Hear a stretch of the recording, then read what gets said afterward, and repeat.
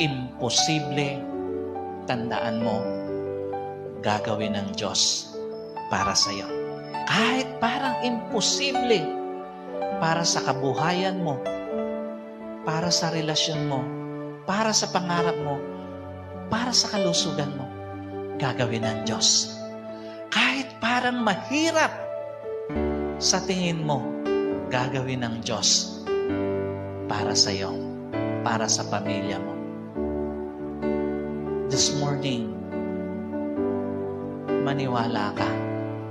Walang hindi kayang gawin ang Diyos para sa iyo. Maniwala ka. Today is the day of your freedom.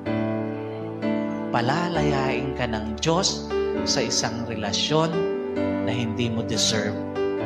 Today, kasama sa dahilan bakit muling nabuhay ang Panginoon ay para palayain ka sa isang kabuhayan na hindi mo deserve, sa isang pangarap na hindi mo deserve, sa isang kalusugan na hindi mo deserve.